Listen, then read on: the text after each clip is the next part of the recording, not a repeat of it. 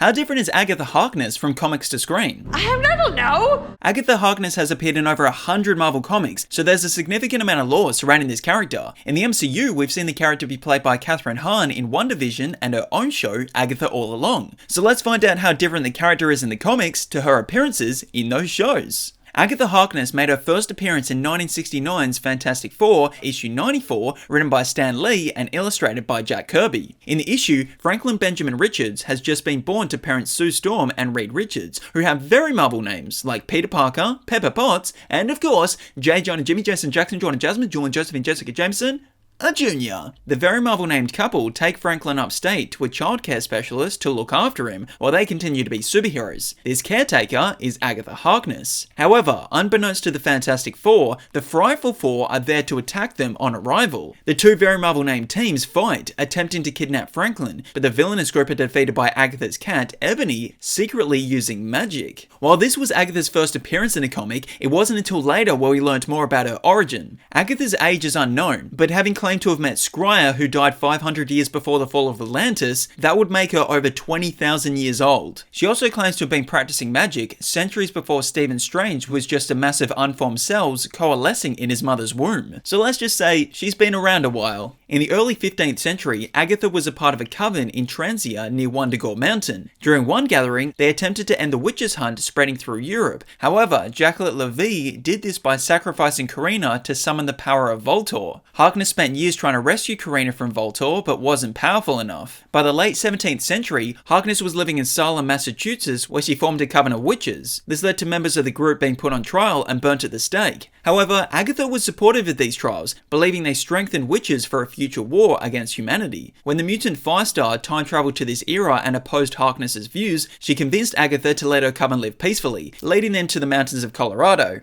Over the years, the coven lived peacefully, where Agatha even had a kid named Nicholas Scratch to an unnamed father. By the end of the 18th century, Agatha joined a justice fighting group named the Daughters of Liberty, where she trained them in the mystical arts. Shortly after World War II, she joined the Department of Uncanny before eventually becoming a governess, teaching children in need, and finally retiring, until Reed and Sue reached out, asking to care for their newborn child, Franklin. So how is this different from the MCU? Well, pretty much everything in every way. Firstly, the Fantastic Four have yet to be introduced in the MCU, so all of that is omitted. And most of her backstory is different too. Her son Nicholas Scratch is something that carries over, however, he's still around in the comics. In the two shows we've seen Agatha in, she was put on trial by the coven led by her mother for using dark magic, but instead of the witches taking her life, she took theirs, draining their powers in the process. Over the centuries, Agatha tricked witches into believing there was a witch's road that would grant their desires, but it was all just a trick to steal their magic and drain their life form, leading her to becoming the most infamous witch, dubbed the Witch Killer. In the 20th century, she survived the well-known Titanic and Hindenburg disasters before we come to the modern day, where Agatha sensed a surge of magic in Westview, New Jersey, and went to investigate, finding the town under spells cast by Wanda Maximoff.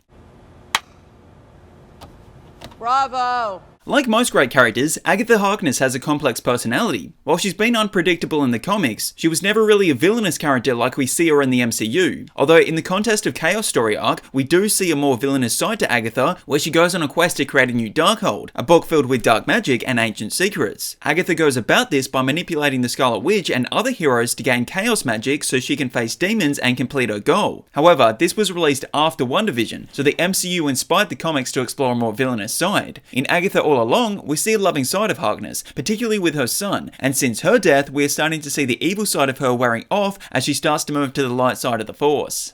Well, I'm a quick study. Now, what's Agatha's connection to other characters? I've already spoken about her son Nicholas, but his death in the MCU came at the hands of her ex-lover, Death. Rumoured to be because Agatha sacrificed him prior to his birth to obtain the Darkhold. Because of this killing, Agatha and Death's relationship fell apart, where Harkness used the Darkhold to hide from her. This is an on-screen romance not shown in the comics, nor is any other romantic relationship. She also controlled Ralph Boner's mind in WandaVision, posing as his wife to keep up her cover, but he is an MCU exclusive character. Nicholas has also had a bunch of kids, meaning Agatha has a bunch of grandkids known as the Salem 7 who actually burnt her alive at one point, but she returned through mysterious ways. The Salem 7 are in Agatha all along, but they aren't her grandchildren. In the comics, she's also accidentally created another son known as Darkhold. After Scarlet Witch became the true Darkhold, Agatha attempted to restore the balance of chaos magic by creating a new Darkhold, but accidentally created a young boy with its powers. Agatha's first appearance was in a Fantastic Four book, caring for and protecting Franklin Richards, someone whom she's helped with managing his powers. The team later learned her powers when she used them to save Reed from the Negative Zone. Over the years, she's helped the Fantastic Four on a number of occasions. Agatha's had many covens in the comics, but while her coven scene in Agatha All Along consists of characters that do appear in the books, none have ever crossed paths with Harkness on page. As for Wiccan, that's more an on-screen relationship that isn't really seen in the books, but she seems to be taking a mentorship role with him in the future as a Force ghost. They better make a Star Wars reference. Use the Force, Luke.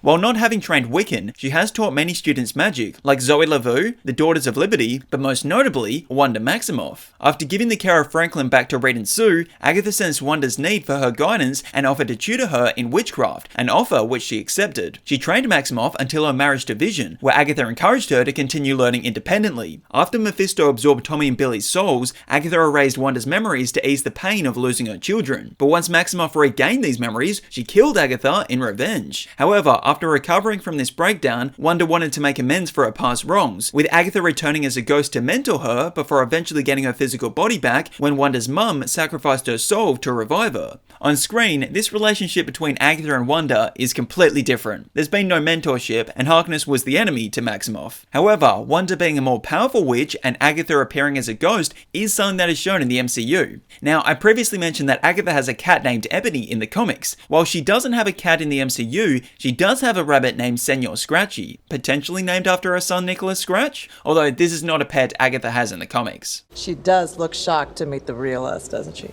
Physically speaking, Agatha is known for being an elderly looking person, as opposed to her more youthful look in the MCU. However, in her very few appearances in Marvel's Ultimate Comics universe, she is a lot younger, and they de-aged her in recent times in the main 616 universe, probably to align with her more on-screen appearance. And we do get a white-haired look when she's a ghost at the end of Agatha All Along. Her powers are witchcraft, but in the MCU, she's most known for absorbing the mystical powers of other witches. In the comics, her weaknesses is physical fighting, due to her age, but on screen, she's vulnerable to magic ruins that can render her powerless. Hiya, hun.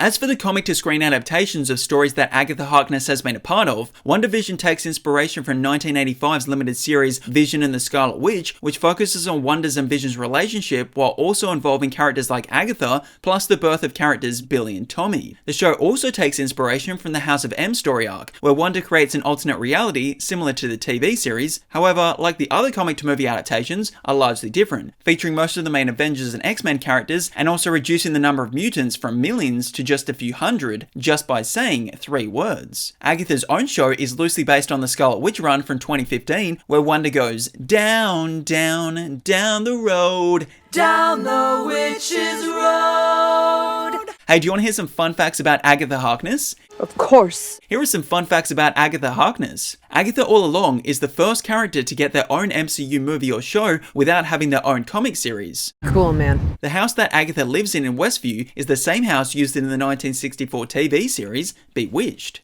Voila. Dolly Parton was caught on surveillance photo slapping Agatha in 1972. This led some to believe that Harkness was inspiration for her song Agatha All Along was initially announced as being called Agatha House of Harkness, before being changed to Agatha Coven of Chaos, before being changed to Agatha Darkhold Diaries, before being changed to Agatha the Lying Witch with Great Wardrobe, before finally landing on Agatha All Along. And I killed Sparky too. Her show is the first Marvel Studios show to have the Marvel Television banner, not Marvel Studios logo. Agatha Harkness is the second Marvel character Kathryn Hahn has played after voicing Doc Ock in Spider-Man Into the Spider-Verse. My friends actually call me Liv. The song Agatha All Along won an Emmy for Outstanding Original Music and Lyrics. The tune was written by married couple Robert Lopez and Kristen Anderson Lopez. Robert is the first person to be a 2-time EGOT winner, meaning he's won an Emmy, Grammy, Oscar, and Tony. He's currently only 1 Oscar away from being a 3-time EGOT winner. Good for you. Agatha Harkness is one of Marvel's most interesting characters. While I think the comics version is quite different, I also believe they're now trying to make her align more with what we see on screen. And I don't actually mind this. Things change all the time from comics to screen, so why can't they change from screen to comics? Plus, I really like what Kathryn Hahn and the writers of WandaVision and Agatha All Along have brought to this character. The road agrees. Thanks for watching. Let me know in the comments what your favorite MCU show is. And don't forget to absolutely obliterate that like, subscribe, and share button. I'm just kidding. Only do it with enough force that it registers. I don't want any of you breaking whatever device you're watching this on.